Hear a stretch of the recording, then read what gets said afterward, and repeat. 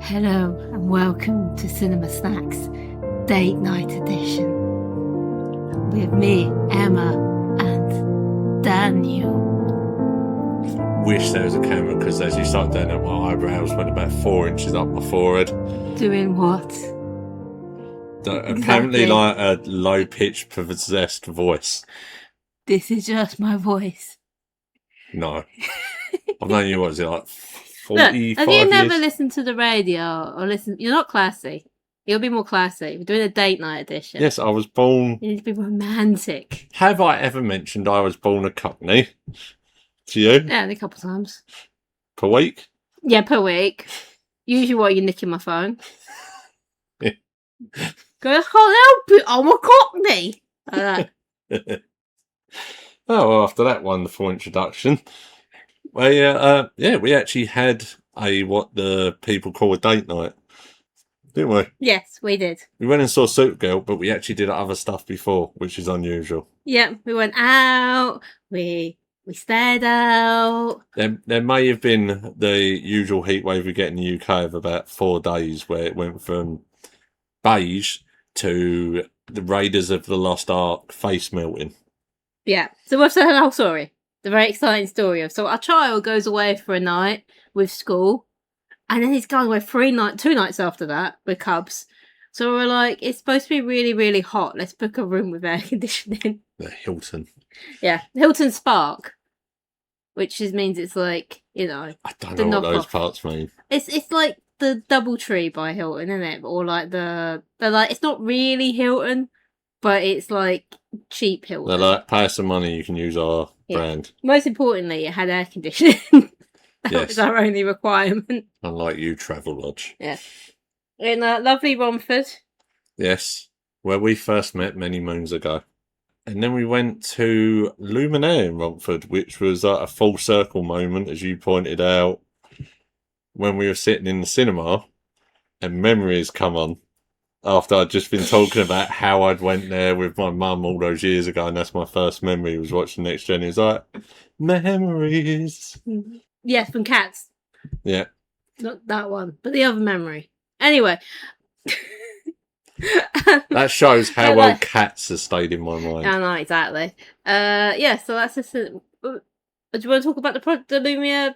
I don't know, project? Is that a good way to describe it first, a bit? Yeah. So it's a charity which took over the old cinema there, which was run by another company, Premier, and they kind of left it and abandoned it. So they moved in, took it over, and they've kind of done a combination of trying to make what it was like before, but then they've took it another level and did it like it's more of a community feel to it. Like there's events. It's great. Got events, got quiz nights. I think you can rent things out for like if you're doing like a party or something. And when I looked at this when I first heard about it, they actually have like the Romford Film Festival and Horror Film Festival, which is actually bigger than what I thought. Like, is a proper event that they started. Well, there you go. Yeah. So if you're local to Romford, tickets were £7. But they do a membership thing if you are local. So they're well cheap anyway, but if you're local, you get money off even further, and you get money off the drinks and food. And the drink was actually... The cup. Yeah, they gave us a free cup, which was fun. But then if you reuse the cup, it's like £2 a drink. Yeah. So it's definitely worth going along. And, as I spied out, there isn't like a pick and mix thing, so you're not going to get done over for like, I just had my bag, and they're like £17. Yeah, you can just get like, they did popcorn, people seem to be having popcorn and stuff, we're not popcorn eaters. So, sorry Mr. Scipio, you can't have your £17 bag of fudge there. But that's, we've spent nearly 5 minutes, and we haven't even talked about the film, which we went and saw. Yes. Which, it's going to be an interesting one to try to describe. It is. It is called Supergirl. I don't know if people have heard of it. We went and saw a really arty film at the arty cinema, you know. Well, it was originally going to be called Supergirl Woman of Tomorrow, based on the Tom King book. And this is a shock if anyone who knows me. I haven't actually read it. But from what I understand, most of the plot beats, I like it, but obviously they do their twist on it.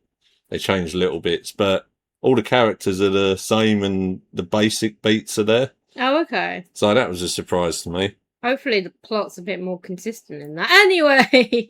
Well, my thoughts on Tom King as a comic writer. That's for another podcast for another day. He's a good one, but it doesn't. Me and him don't seem to gel.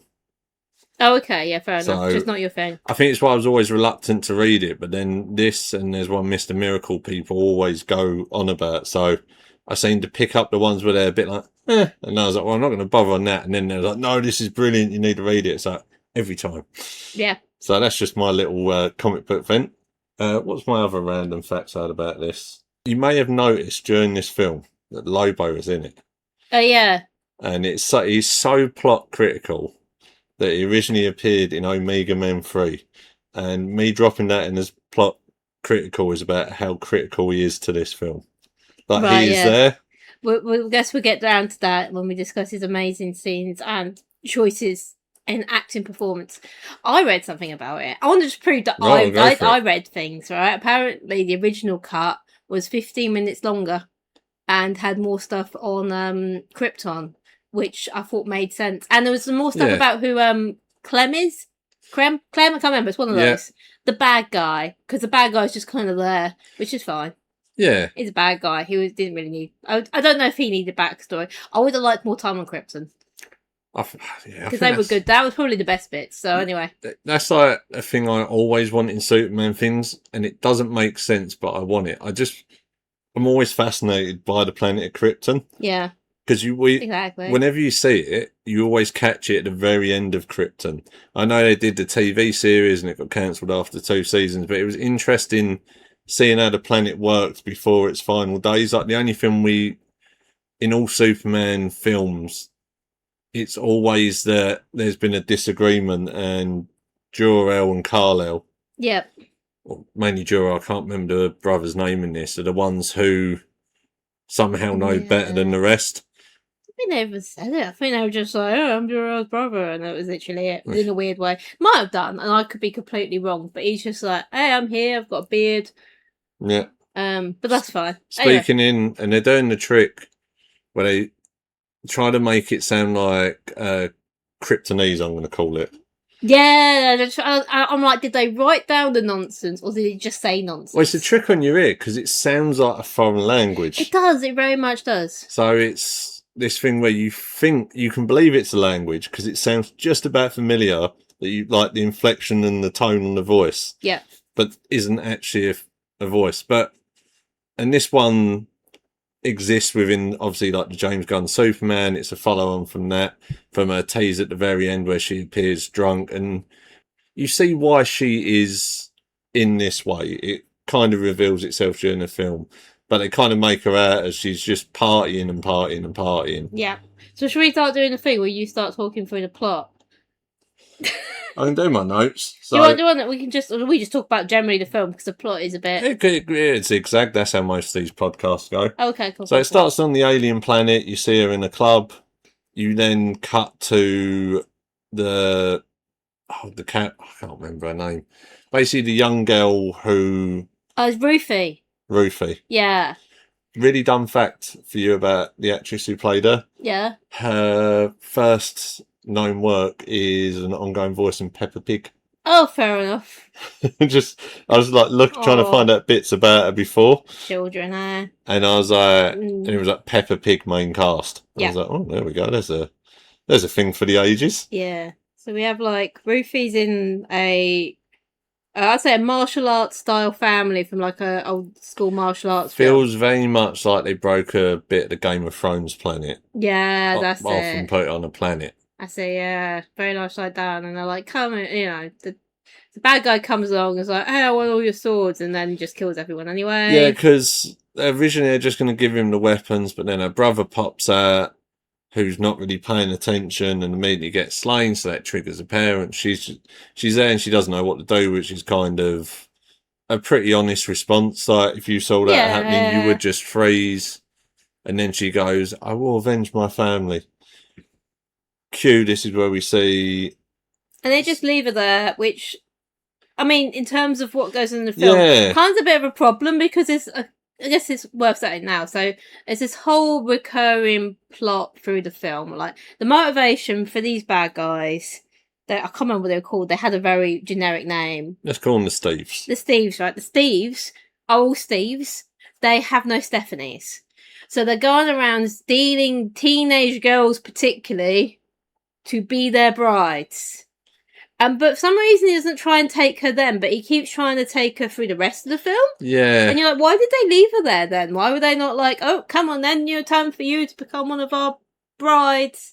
Yay. It's a very weird plot to use, and it's really kind of disturbing and a bit creepy.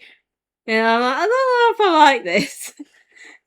Yeah, so it's an interesting choice of where you go with these specific bad guys. And I want to call them Ravagers, but I'm sure that's from Guardians of the Galaxy. It is a David Gillespie film, but you can tell this is supposed to exist in a world of a James Gunn style universe. So I feel bad because the director, it's his film, obviously. But there are moments where it feels a bit like it could be in the Guardians universe. Yeah. Yeah, it felt very Guardians-esque. If that's a good or bad thing or it's a thing. But it takes over it. It could have done... I feel like it needed a woman director. Yeah. Which I know is like a little bit of... But there was some very cringe feminist moments through this. Where it felt like they were trying to do something that you hope a woman would just be like, no, that's awful and cringe and kind of patronising. There's one line in the middle where, like, I rolled my eyes at it. Was it the Supergirl one? Oh, yeah, it's been done to death. Oh, it's awful. We get it. It's like, why are you called Supergirl when he's Superman? And it's like, oh my god, wasn't she actually a teenager when she started as well? Yeah. Like, in the comics. So she started because she was a fucking girl. Like, it's actually... And even when... generally, I get this is a problem with things. But she was a teenager. But whenever, like, Superman's portrayed as a teenager, he's called Superboy.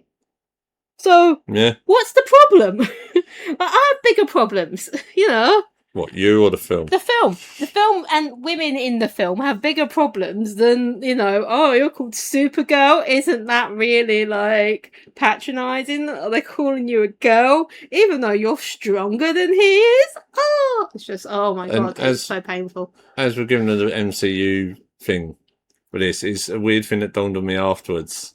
Krypto to Supergirl is like Thor's hammer.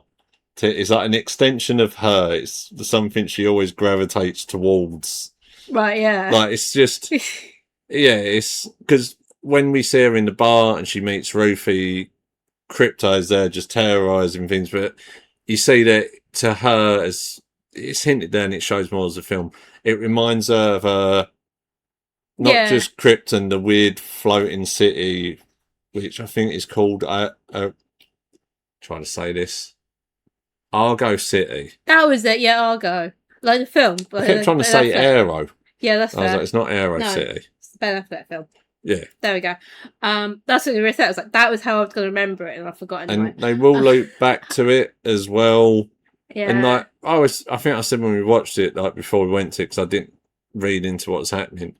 I've always been fascinated by the Supergirl thing that Clark knows nothing of Krypton apart from some videos and his dad's voice. Yeah. Like, to me, it's always interesting because she saw it happen as a teenager and left as a teenager. So she's got, like, the culture. And yeah. She knows what it's about. I like one thing, and this happened quite a lot later in the film. They did, like, a big flashback thing, right? Mm. You remember? So they go, basically, you see all of her past. So you see, oh, she was in Krypton, and, that was shocking. But, like, oh, it didn't just get exploded. Like, our little city was okay because my dad built a force field thing, but then everyone started dying because kryptonite was in the air because of the they said it explosions. was it got absorbed into the soil, and it's sort of like the idea is when that bit broke away from the planet, it just unleashed a load of kryptonite, and then now everyone's starting to die. But this was like a good 10 years they made it before that, and then like I felt they could have put that earlier into the film, to establish why she's the way she is, because it's a reveal, but it's not a big reveal because you can tell she's hurting, and that's why she's still just out partying. And it sounds cliche. She likes to feel. That's why she goes to red planets. But I feel like that presentation of her was actually a bit at odds with the flashbacks. Yeah. Because she's shown as being like, there's nothing rebellious in her when she was younger. Like, if she was a bit rebellious then as well, I feel like her character would be more, like, consistent. But she's kind of shown as being a very good girl when she's on Krypton. And, like, her mum just asked her to be good as well. Yeah. So there's nothing that really felt like it would make sense for her to be, like, as she is. So she's, you know, she's drinking, she's rebellious, she won't let anyone tell her what to do. And it doesn't really feel like that meshed with the why. It's not like, oh, so she does that because she doesn't feel at home. You know, she's a bit old for it, you know, to be acting like that if she's going to do that story. When she's like 15, sure, but like she's 25, isn't she? 23? 23 was a number that come into my head. It's one of those. They say it's just been her birthday. So I was like, 23, it is 23. Yeah. But I don't feel like that meshed with how she is. I think they were trying to do shit. I've said to you before we watched it, she's trying to find a place in the universe, and I don't think it even meshed with that in parts. Yeah. Get what you're trying to do. I just think if they just made her, like, the flashbacks, they still made her kind of cheeky and, like, rebellious, and maybe because she kind of goes, oh, I don't really want to go to another planet, I'd rather die with you guys. And her dad's like, please? And then she does it. But, like, if it had been more like, no, I don't want to go, I'm not going, and he tricks her into it or something, so she feels more resentment, some sort of thing like that. But instead, she goes into the big glowy ball and just sits there with a dog. And like, so why can't no one fit in here, by the way? I know it's a bit of like, why can't Jack fit on the painting? It's the plot. But on the other hand, that thing looked massive. And also, they're trying to have this big emotional moment. And they got her in this like ball capsule thing, dressed in like a shiny silver suit. Looking so goofy. Which was the fashion of the time. It just looked so goofy. You didn't even make it look that goofy. Like, it could have been funny if you didn't see that, maybe, and then when you have her land on Earth, it's like a ha-ha moment, and she looks goofy, and there's a joke about how she looks goofy. I like that when she landed, she didn't speak English. And as... that was good. In that moment, like... Yeah. I think it's the second time we see Clark in it. I did like that. Even though it's not his film, his Superman, the way he was in the first one, is a constant. Like, it did make me smile. Like, he's introducing her, you realise she can't speak the language. He's still trying to be a nice guy, but still being a bit of what's the word we used to describe him before? Boy Scout? Yeah, he's got the Boy Scout about him. He's like, oh, I'm sorry, you don't. But you enjoy it. Yeah, he's a bit naive. But that's just what the character is. And I like his characterisation. And the actor does a great performance with it. It matches this sort of sweet, innocent kind of person who hasn't, and it fits well within the film in that it does show that, like, he'd not gone through what she had. She calls him, at the point, there's a nice bit where she's talking to Ruthie, and she says about Clark, and she's like, he's very young, and she's like, well, is he younger, is he younger than you? And it's like, no, but he's very young emotionally. And I get that. That's what he does feel like. He feels young and he feels like sweet. Yeah. But and weirdly, for this podcast, whenever we record it, one of us will mention something, and then that will not be the next series of episodes. But we will be talking, me, Scott and Jobe will be talking about the 2025 Superman more. So I'm going to save a lot more of my thoughts on him for that. Because this is a Supergirl film, and I can easily see me slipping into talking about his Superman. Yeah. But within the context of this film, he works. Yeah. His things are fun, the kind of sweet moments. He's also it's like a casual nod, even though this is in deep space. This is connected to the bigger Superman DC world. We'll come back to him when we talk about the end. Anyway, I think. So let's see, where did we get with plot? So Rufy's got to the bar. She's like, I want to go kill this guy. Can anyone come help me? I've got this fancy sword you can have if you help me. And then some guy just comes on and goes, whoop, takes a sword. Because why wouldn't you? And she kind of, like, Supergirl kind of realises at this point that she's quite naive to the world. Yeah. So she goes to help her, and she's space drunk. I was just like, you can't steal something from a little kid, right? Crypto's like trying to eat a table at this point. Crypto's kind of been... I found that... I don't know if they were doing this on purpose, right? But just before that, so she comes in the bar. She's like, someone come help me kill this dude. You killed my family, bros.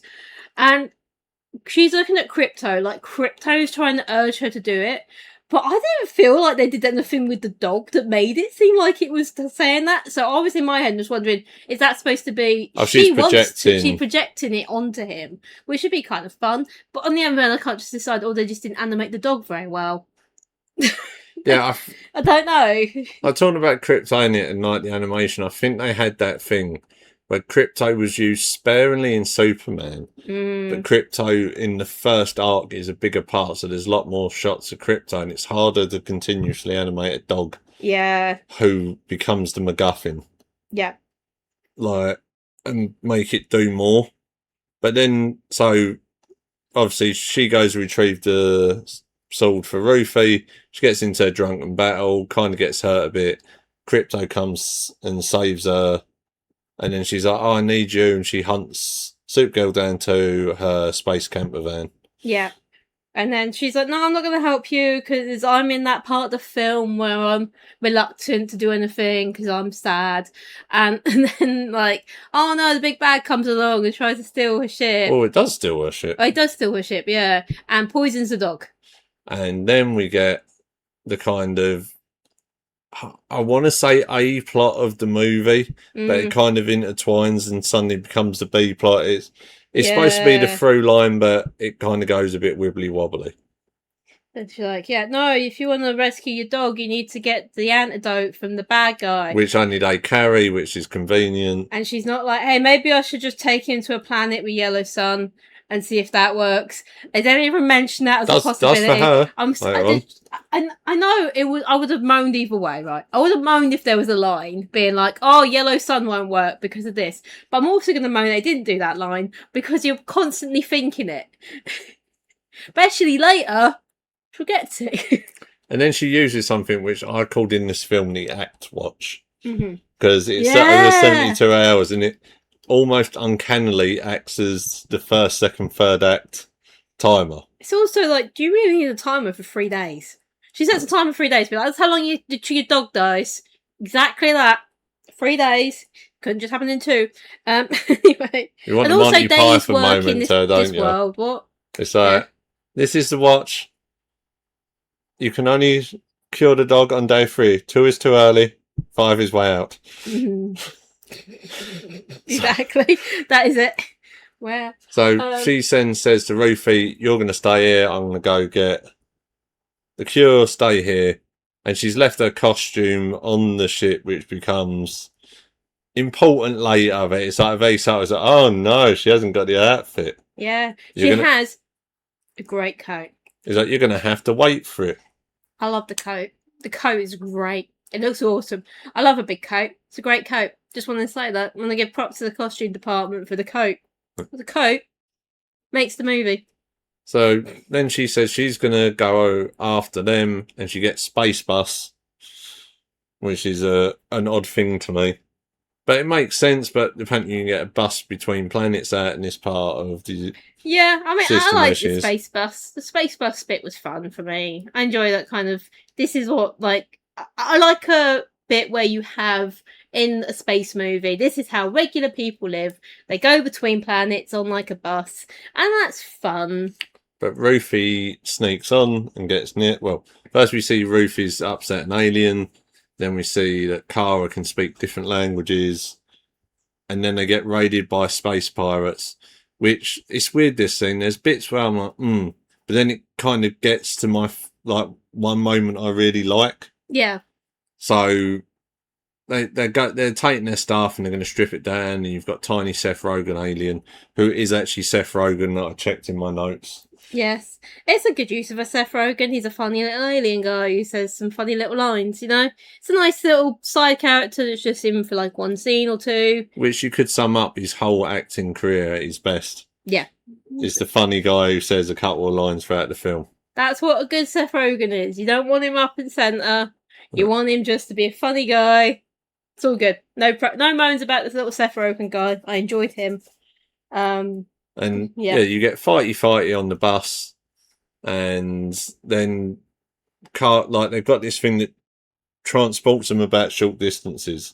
So eventually they get Kara stuck in almost like the door waiting to get on the bus. Yeah, so it's like an airlock, I guess. Yeah. Would be the official terminology. And she knows there's a yellow sun she's trying to get to it, so they launch her out into space. And you kind of see everyone looking out the window as she drifts, and then she gets hit by a yellow sun.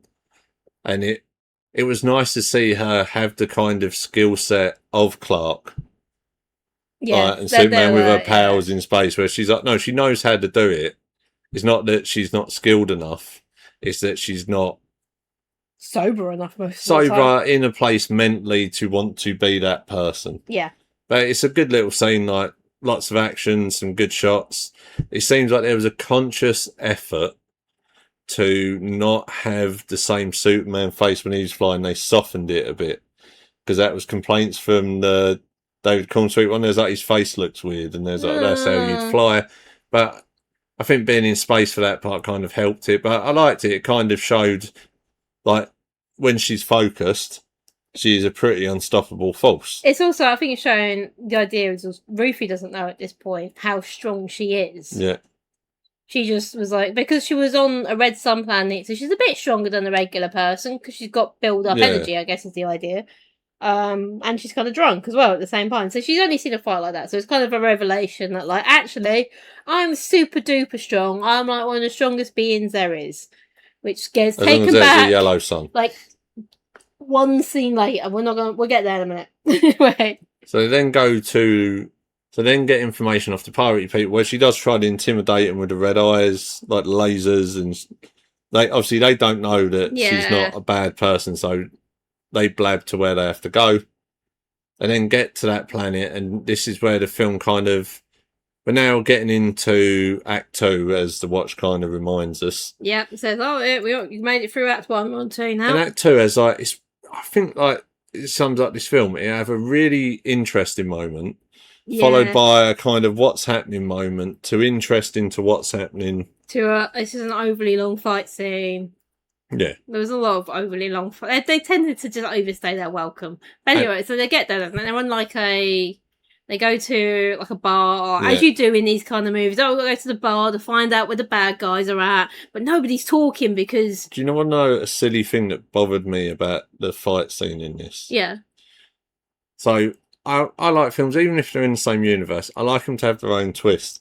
And this the fight scene was such a nod to Mr. Terrifics, where it's kind of happening in the side of your eye, like you're seeing it from the person who's trying to hide perspective. Yeah. And I was just like, that was good when I saw it the first time, but now you're doing the thing which I don't like in films, where I'm seeing something and you're making me think of another film. Yeah.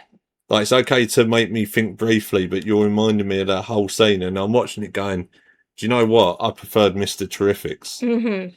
But that's just a me thing. So, yeah. So, I guess we get into the introduction to Lobo. I'm going to say something really dumb and unrelated, and then you can say the intelligent thing. There you go. On. The only thing missing from this was the way they introduced him, is in, like, wrestling.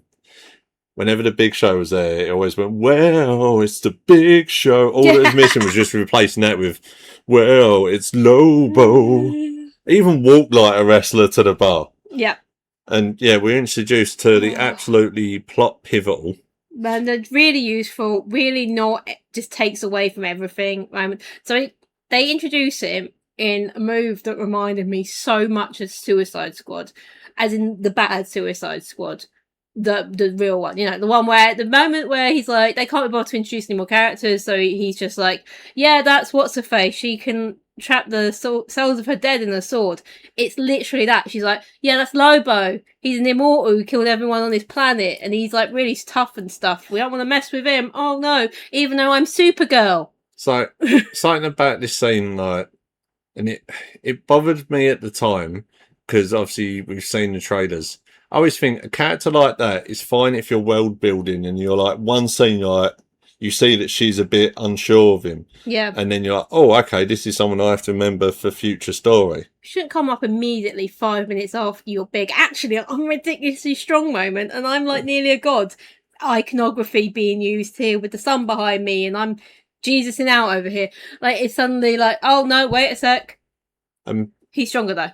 My favourite scene of his is it isn't actually a fighting scene, and we'll get onto that in a bit. But they do like to use him and his bike in a lot of fighting scenes. Yeah. So he kind of leaves because they're kind of after the same people, but Supergirl doesn't want to cross them. It's really weird they didn't just make it the same guy. It was literally like, not Clem, it's Clem's mate, Jeff. The sensible part there, if you want to include Lobo, is you get him to then go round as a Trinity. Yeah. That would have been, but no, they decide they're going to do it a different way. And I would say, like, Lobo's a weird character in comics because it's both a complex character and not. Like, he's one of the first. I think I said right before we saw it, he's never truly been an out and out bad guy. He's not a good guy. He just likes to fight and entertain himself. Like, there's no greater arcing thing. Like, he's a bounty like hunter in this. Well, I don't know in comics. In that, he felt like he was written by a 13-year-old who thought they were edgy and cool. And he's got a motorcycle, and he's got a big chain thing, and he's really hench, and he's some reason talks like he's Beetlejuice, and it's really annoying. And was I the only one hearing that? Like, you just imagine mid-scene, like, if he just turned around and it's just Michael Keaton, it's like, it's showtime. It's like, no. He's got like a cigar at one point as well, and they said it also fits in with a 13-year-old writing this analogy, but also reminded me of Beetlejuice. Once again, make you think of another film. Yeah, it did a lot of that. Oh god, it is Warner Brothers as well, so there might have been a more of an intentional leaning, like, sampling of the kind of look. Oh, you mean the look? It wasn't even the look, it was the performance. It was just doing that, like, but then kind of grimy, but like, oh, but I'm actually kind of lovable underneath kind of thing. But I don't think Jason Momoa pulled it off as much, as Michael Keaton can. Michael Keaton is just a special case. He's not Michael Keaton. He's Jason Momoa. Like, he should have just. If they just made it a little chiller with that and just made him a bit more. It would be great though. Yeah. If Jason Momoa did like Michael Keaton, just disappeared for 10 years and then like had the Keat connaissance, but like the Momoa-sence. I love a Momoa-sence in 10 like, years. Where he suddenly does like a really out there film. Just comes out with super serious, Birdman kind of quirky 2. film. Yeah, just Birdman 2. Perfect. Apart from it's like, I played like Water Guy. That'd be his one he played when he was younger. Something like that. And I'm just going to put this out there to anyone who listens. If you ever want me to just do a little Michael Keaton side thing of films, gladly. I have a lot to say on like his career. Mm-hmm. I find it like a fascinating thing of someone. He's had 2 big peaks in his career, but the gap in between was much larger than when that happens. Yeah. But I could talk about him endlessly. And as I said, his problem is his film, you get sidetracked and think about other things. But I'm going to drag my own self back to the story. So then you have the people, like, even in this scene, they're like, oh, we'll help you. And it's like, you're like saying don't.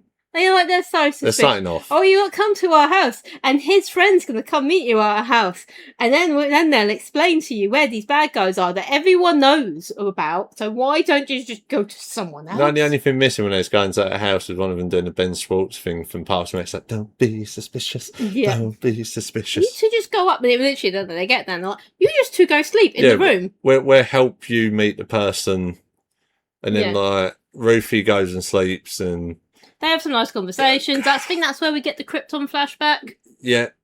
And then she goes down and they give her a drink and she's just like, she looks like she's suspicious, but then she's just like, glug, glug, glug. And it's like, that's poison. Of course it's poison. We all knew it was going to be poison. But this is what got me, because the way she's walking down the stairs, like you said, she's suspicious, and he's like, oh yeah, I'll just drink the weird thing. Yeah. I thought she was going to do the clever thing where it's in and it's under her tongue. Yeah, something like that. Like just... Or like being like, no, we're on the yellow sun planet. Poison won't affect me. Or like even if she said that and it was like an arrogant thing of being like, oh, I know this poison, but it won't affect me. And then it does affect her. That would have worked. Would took that. But just her being like, glug, glug, glug, drinking the poison, gross stuff. Now my brain's got the really stupid thing of her trying to hide it subtly and then just looking at her weird. So no, I said she got under her tongue. Just having like, oh, where's the... Like, trying not to swallow it the whole time. I've just realised I'm going to take us a scene or two back because I forgot my favourite joke in the whole film. The one that actually kind of made me smile quite a bit. It was more of a smile than a laugh. But anyway. Go on. So there was a bit where she's picking up, like, some food and drink, right, from a corner shop, basically. And you see, like, it's like a little creature pooping stuff out. Pooping popcorn. And it looks like it's, like, making a popcorn thing. And I was like, oh, that's a cool little, like, world-building thing, right? And you just assume she eats this all the time and this is just a normal Yeah, thing. it's like 5 mouthfuls. And then she eats it and she's like, oh, this tastes like shit. And I was just like, that is funny because it's like a play on like, oh, it's just like, this is how the world's built. It's like Futurama sort of thing with the nuggets, isn't it? But then they actually be like, no, it's just, what no, it is poop and it tastes like it. I love that joke. Anyway, so back to where we were. She's drank some poison now. My tism brain had a moment with that scene.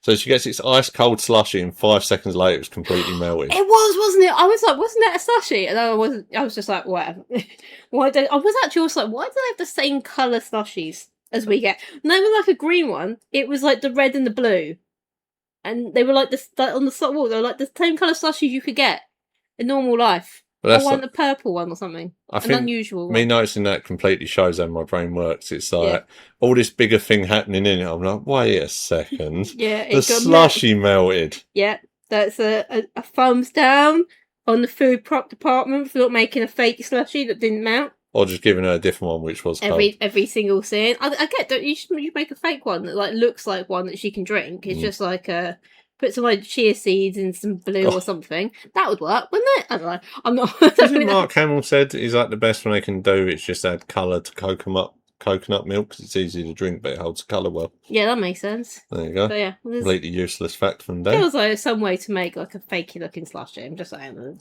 not have it melt. Anyway, we got absolutely sidetracked by going 3 scenes back because I wanted to tell you a poop joke. Honestly, for this podcast, completely normal. Yeah, fair enough. So, yeah, poisoned. She was poisoned.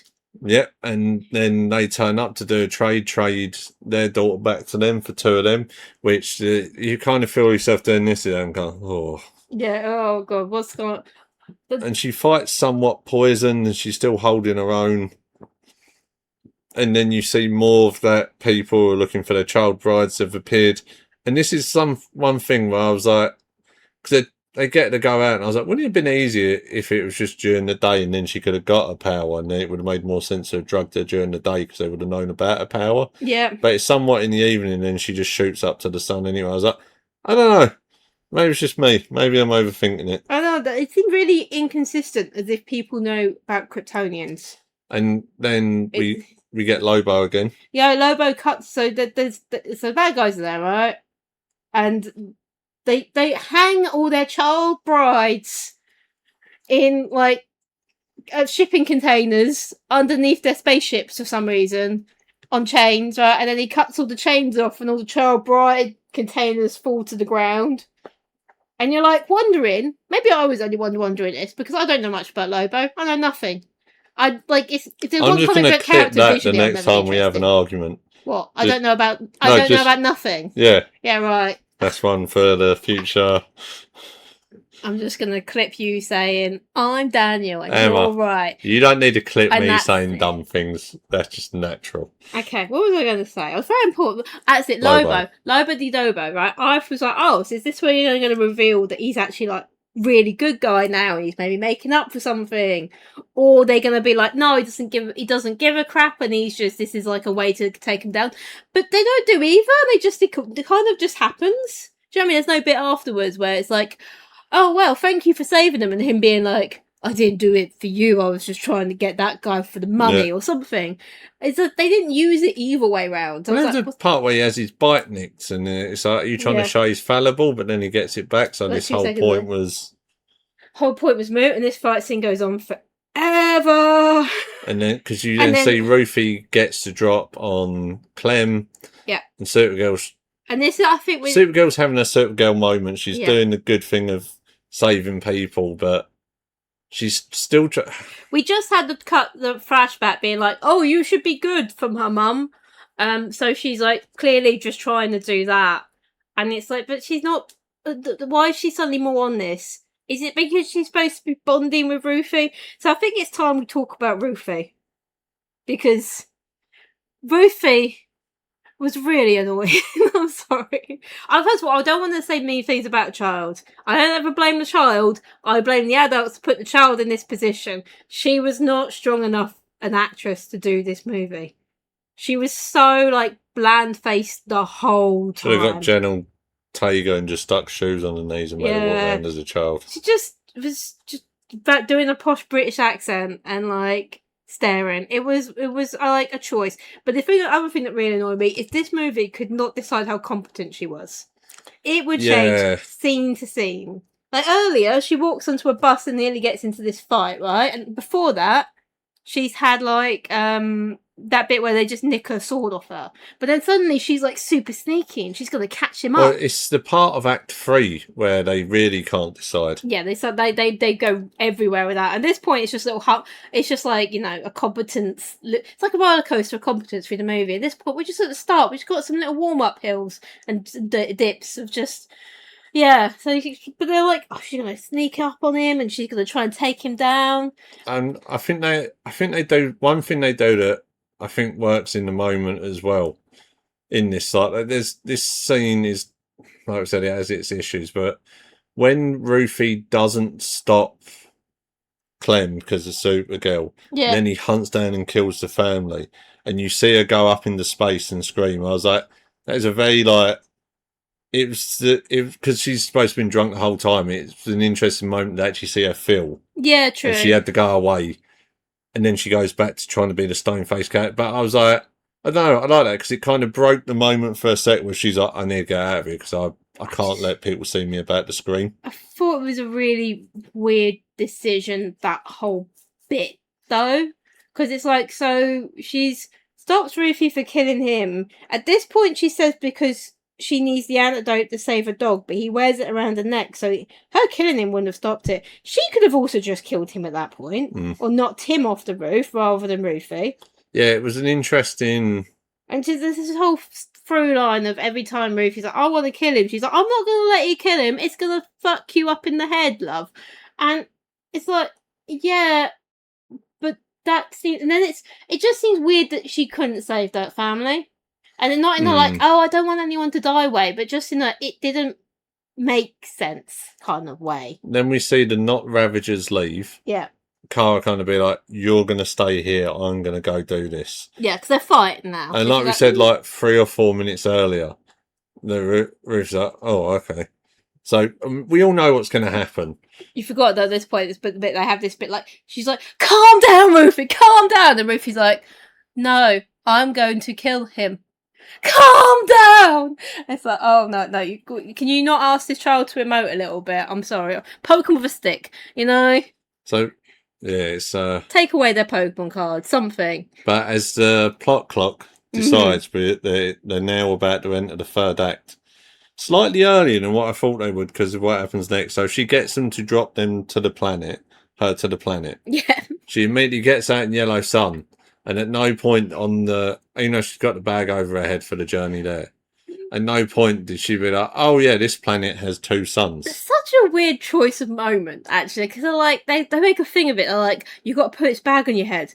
And then they immediately remind you she's got x-ray vision. And I'm like, what was the point of that? What was the whole point? So then drop her on the planet. Yeah. The yellow sun goes down. It's a green sun. You just immediately see it, like, oh no. So basically, the film... I feel like there's no other way to describe this. And yes, every episode I might describe it as something from Dragon Ball. But they Goku her, don't they? They decide the film needs Rufy to do some stuff for a little while. Yeah. And we need to do something with Lobo. So we need Kara out the way so she can't just do stuff. But Rufy shows she is competent. She manages to sneak onto it, get Kara, get her somewhere where she's not in direct shot of the green sun, manages to speak to her, look after her a bit, goes to get water. Then as she gets the water, you know it's coming a mile off because she's watching one of the Not Ravagers. Yeah. And then they get the jump on her. And then she's in the prison and he comes to make a deal with her. We see Lobo's in the other cell. Yeah. And you think he's been captured, but you kind of know at that point, you're like, he's not properly been captured. Yeah. You gave us a whole spiel of how he's almost immortal. Yeah, exactly. So then Clem comes to make her an offer.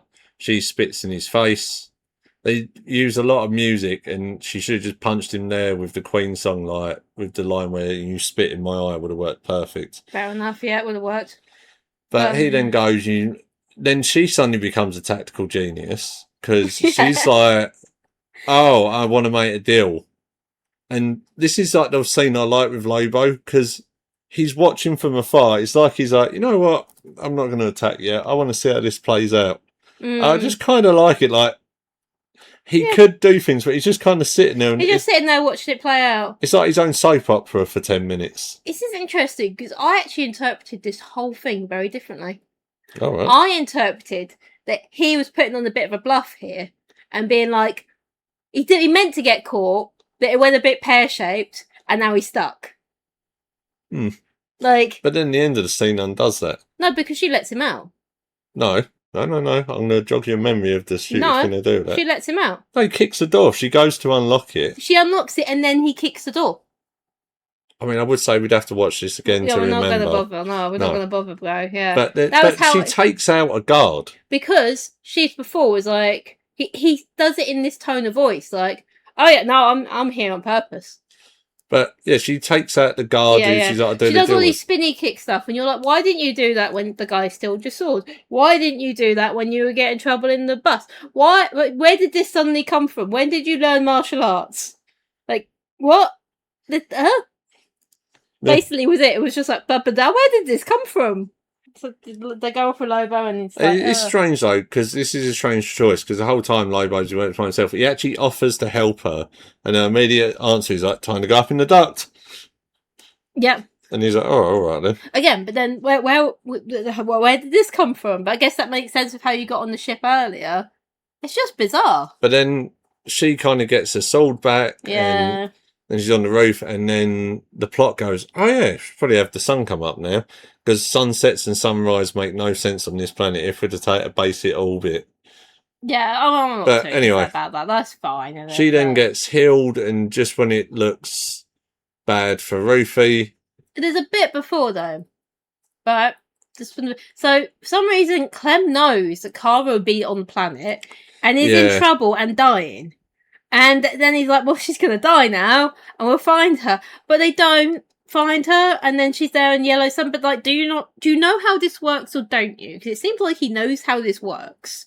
And he's like, oh, the green sun will have took down that Kryptonian. Well, it's the weird thing I forgot to say earlier, and this gives me a chance to say it. It's like people in the universe are aware of Krypton, but more of an event that happened more than the people. Yeah, which makes sense in a weird way. Yeah. She says, oh, I thought all the Kryptonians died when the planet blew up. And I did have like a little smile, because it's a little bit of world building. Like, if and when they go into space again, it's not... There's like, oh no, like Krypton was like an event out in the universe, like its explosion. Yeah. But Clem knows a lot, it seems like. But then they do the part which they've been teasing you for an hour and 30 minutes for. Kara appears in all the attire. Yep. Because she's got back to her ship and actually got changed, because that coat is probably stinking up after 3 days. Yeah, probably. And then, like, this scene in itself, like, it's weird. So she's powerful. Then he's made krypton arrows to shoot her. Which he knows will work. Kryptonite arrows are just going to work on her. It's great. I've just got some. But the poison would work on her because it worked on the dog. And then I've got, like, the weird thing with this, which irked me in the cinema. So they then do a thing of it changing her blood. But then she's already in the yellow sun. And this is important because then as she's pulling them out, the yellow sun cures her. So I'm like, but then she wouldn't be that stricken because it would already be fighting it. Exactly. And then, just at the time you're like, is she going to do some movies? So basically, I'm just going to do it again because I can't hold a note, but I like doing musical moments. It's like, well, it's Lobo. Yeah. It just appears and helps her.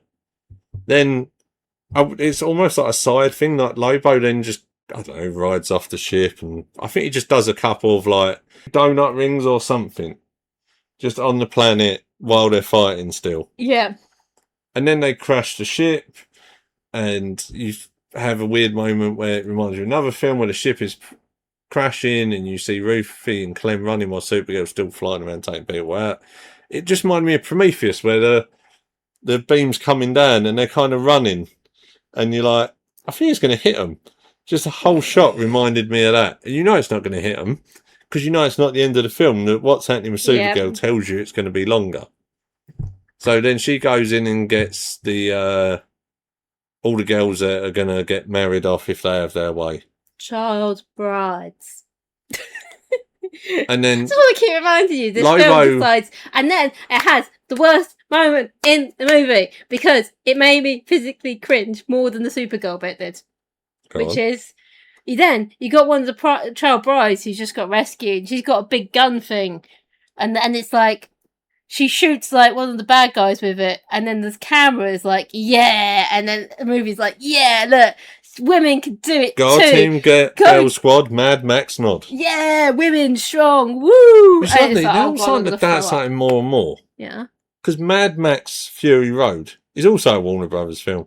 It's like There were they're Mad Max elements. intentionally making you remember other films which aren't in the universe. I don't know if they're intentionally doing it. I just think they were just I don't- creatively deprived and stole from other films. Yeah, I But suppose. I mean, I like your one. I like your like conspiracy theory is more fun. I just think they just watched other movies and included it. Well, on set, like, we need to write something out. It's like, this has just come to me and totally not inspired by Mad Max. Yeah, exactly. But we have then you have Lobo sitting from a distance watching. He's like, yeah, that's right, yeah. And it's like, what are you doing? Yeah. Like, what is happening here? Like, what you could have just buggered off, and this would make no difference to the next part, apart from him. So in the big fight, Supergirl takes out the rest of them, and then Rufy has the chance to end Clem. And Supergirl gives this impassioned speech to show that she's grown, finger brackets. Yeah. And she's like, it won't help you, you don't want to do it, because once you do it, you can't take it back. And Rufy's like, I don't really want to do it. She walks off, and then Clem goes to give it the big one. And we all saw it coming. Yep. She gets secure, and then she kills him. It's like the film wants you to be like really shocked. And it's like, no, I mean, she's never been shown as a character that wouldn't kill people. She just killed about 50 people, by the way. Like, she's just murdered a load of people. It's not a surprise here that she would then just kill the big bad. But the film kind of feels like it wants you to be surprised, or was it just me? It was just like, whoa, look, the camera like zooming in and like music sting. It's just, yeah, don't know, what are we doing here, people? But she kills him, which, okay, at least he's dead. At least we didn't get the, like, it could have, I was just relieved they didn't leave him alive and they're like, oh, look, you're better than that thing. And then they get the cure back, Rufy not knowing that Supergirl actually killed him. They give it to Crypto, then smashes up. And at this point in Crypto, I know he's supposed to be like an adorable road dog. I was like, just give him some basic, like, pet training. Yeah, I know. I want that to be what her message, learning from the film is. She needs to train the dog better so it doesn't get itself injured. I also really want them to do a film that's not, where the whole focus of the film isn't saving the goddamn dog. I came up with the best joke, didn't I? Did I come up with the best joke? Yes, dear. Then yeah, they should rename the dog from Crypto to MacGuffin, the plot dog. Okay, very good. But yeah, it's weird that it's used him as a plot device. I think it just got him out of the way though, because they don't know what to do with him, do they? I do feel at this point they should just do a third film just called Crypto. And because my brain is dumb, I just want all Crypto's faults not to be voiced by Dwayne The Rock Johnson. I want it voiced by Ian McKellen. Yeah. Just the whole film is like, oh, I wonder if that's a squirrel. Yeah. So then they get, then she drops Rufy back, and then she lets her come with her, which I'm just going to skip over taking a 14-year-old on your bit drinking. Did they or did they not? Because it was like they go back to her planet and she's like, I'm staying with my aunt, and it was not a very, very natural line. Anyway, I'm going to be staying with my aunt after this now. Woo! By the way, this means that the whole time where they've been trying to do a thing where we had the same trauma because you lost your whole planet and I lost my whole family, wasn't true because my aunt was alive. And I'm just going to go live with her, and she really loves me. She's lovely, my aunt. Like, what on earth? Anyway, whatever planet this is on. But then she goes off with Supergirl anyway, but I was like, is this just for a party? Because it's her birthday? Or is she going to then drop it? Because she was like, oh, if I just take you away for a couple of days, it won't worry your aunt, will it? And it's like, well, no, I hope it does. Now who's abducting? I know! Now she's taking a trial bride. But oh, Supergirl needs to be arrested. So then we get to the conclusion. She goes, Supergirl's in the Epstein files. Oh, Jesus. Anyway. Dear. Oh, that's added a new problem to this podcast again now. Yeah, well, you know what? The island, her floating city, wasn't it? An island? Yes, I come up with a conspiracy theory earlier. Anyway, okay. What were we saying about? Oh yeah, moaning about the end No, of I the was movie. just going to go get you a shovel. You were going to say you liked the end of this bit, and I didn't. So let's go. Okay. So, no, I like the ending. She goes back. She's like, okay, right, I'm now at the point where I want to stay. And I just, like I said, I like this Superman. I like David Cornsweet. I like the way he acts with it, and he's kind of happy for her to come back, but he is still a bit dopey with her. He's like, well, good, maybe yeah, you should stay, like, if you want. Yeah. And then he gets up, and it's the most his Superman thing is like, Crypto's with the chocolates. So I just, no. Yeah. Are they suggesting that Crypto, the chocolate poisons dogs, right? So are they suggesting chocolate poisons Crypto? Yes, because obviously Superman has Kryptonian chocolate. Well, I just thought I was like, what? Anyway, but I was like, okay, I get it why being annoying. It's also my dumb brain. It's not his way he's going to get ill. He's just going to crapple up his apartment while he's flying. That, yeah. Just pebble dashing the walls. So my problem with this ending is that theoretically, the plot of this movie is that Supergirl, like the theme may be a better way of phrasing that anyway, is that Supergirl starts the movie and she doesn't believe there's anywhere she can be at home. She hasn't got a people, right? She needs to find her people, right? Mm-hmm. And she finds Ruthie and they become like a little family, theoretically. They don't really show that very well, but that's theoretically what happens. And maybe Lobo's involved in that. I don't know. I don't think they ever really have a conversation. But she's like, oh, I'm really glad I met you, Ruthie, right? And then, rather than then the point being, oh, you can make your own family. You know, you can go out there, you can get a new family, you can make your place in the universe. She goes to her cousin. She goes to her only living relative, so she's still clinging on to her past. And her Kryptonian heritage. She's not moving on. She's going to somewhere she knows is easy and safe. So I think that defeats the whole point of the film, and she should have just gone off. They should have just kept her with a child bride, apparently, because that's fine. They didn't do anything appropriate. It's fine. She should have just gone off with her, or like they should have had her become friends with Lobo, and that would have been. They could have gone off as like a little pair into the universe. With biker gang, and with Crypto, but I feel like being like, oh, she goes back to her cousin, defeats the point. Well, and so concludes our review of Supergirl. Final thoughts, what would you give it out of 10 Cryptos? I mean, I'll give it a whole 10 out of 10 Cryptos because it made no sense and was kind of crazy and was everywhere. Actually, that bit, I don't want to say it made sense. It made sense. You could follow it. If you didn't think about things too deeply, you can follow it fine. It's fun time. Like Crypto, the dog, is also a fun time. I think is a good analogy for this film, really. But it's he's everywhere. Just like the film, I just want moving people. I mean, obviously you listen to this podcast. Now I'm on it. You're listening, right? People at Warner Brothers. Yeah, I've got a whole bit about this at the end of you being on this. Begging you to buy a whiteboard and write out the plot of your movie on a whiteboard with times and dates and when things are happening and go, does that make any sense?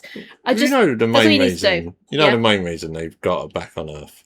Because she's in Superman, Man of Tomorrow. Yeah, exactly. So, yeah, that's kind of where they go. I would give it 5 Lobos out of 10. Okay, yep. So I'm like, for every miss there's a hit, and that kind of feels how the film goes. Like, her as Supergirl, good casting, good character. Yeah. Way she plays her, very good. I did think, and I wrote down the name. When I was doing notes, I was like, we had a Supergirl. I always think the last Supergirl we had was in 1984. That's not technically true. We had Sarah Callies one in The Flash. Yeah. And I was like, I only thought about it briefly. I was like, it's weird because they're both, like, there's similar traits between how they want Supergirl to be portrayed now. Like, just a bit angry with the world. There's definitely a theme of they want an angry Supergirl. But I don't know if they really got angry across in this one. But more pessimistic. Like, the Flash film, not good, but I feel, when I think about it, the Supergirl in that also did a good job. Yeah. So, yeah. Just a random note. I was like, oh, yeah, I wonder what they were both like. I was like, I suppose there's some common ground. So, next couple of podcasts, unfortunately, won't have Emma. Because... I don't want to. Yeah, pretty much. Yeah, thought so. hopefully, and as is always the running theme of this podcast, the next couple of episodes should go. I'm going to try to do a solo Jackass review. Then it should be either 1978 Superman or 2025 Superman. So I'm only saying this because during this podcast I said the next episode will be Superman, and then realised it won't be. Following on our continuous problem of not being able to remember when we schedule episodes. I think you doing Jackass is going to be interesting, because I think you're going to take an hour and a half to record it, and then you're going to have to edit out the 50 minutes of you laughing because they did a poop joke. Yeah, you think there's only going to be one? Okay, the multiple poop jokes, so that's going to take even longer. So I've seen this man sit on the floor of a cinema because he's laughing so hard because it was a poop joke. And I always said that was a moment you knew it was true love. That was the moment. Because you didn't just walk out and just be like, I'm done. I was like, I need this man to be the father of my child. Talking about our child, I'm not going to ever have our son in this, because as many of you have told me who listen to this, I am now their second favourite person in this family to be on this, and I cannot stand if my son was on this and I dropped down the third. He'd be good at this. Oh, no. He'd be able to put on the whole thing. We don't bother, but he's like, been growing up with YouTube and stuff. He'll be like, hey, I'm one of vets, and I know stuff. So yes, thank you everyone for telling me that the best part of the one we done was you all wanted more Emma. So I just thought I'd chuck this in on the second one at the end of our date night. But maybe next time we need to talk about Owen High School Host Club, so we could talk about more Twincest, because I think that was all anyone really enjoyed. That's just for you, Charlotte. So we have social medias, not me and them personally. I think we're Cinema Snacks Pod on Instagram, because someone already took Cinema Snacks. I'm not going to lie, there's a 50% chance it's me, and I could never remember the password. So we're Cinema Snacks Pod on there. We're on TikTok, I've been told by Jobe, which I think is Cinema Snacks. What you put on there? Really great content that you should go check out. I keep threatening I'm going to do one day. Do you like stuff on TikTok? I don't know. I was going to say like or follow. I feel like I see people on YouTube Shorts say follow because they came from TikTok, so I'm going to assume that's true. But you can't put this on TikTok. And we're also on... You're not selling anything. We're also on YouTube. There's Cinema Snacks, in case you just want to see a weird squiggly line. I'll hide it on your work laptop when you're pretending to be working. But to conclude, I've been Dan. She's been... Emma. And who knows, you might get another date night one. You might just get something we both watch and we're like, we need to talk about it. Totes. So until then, goodbye.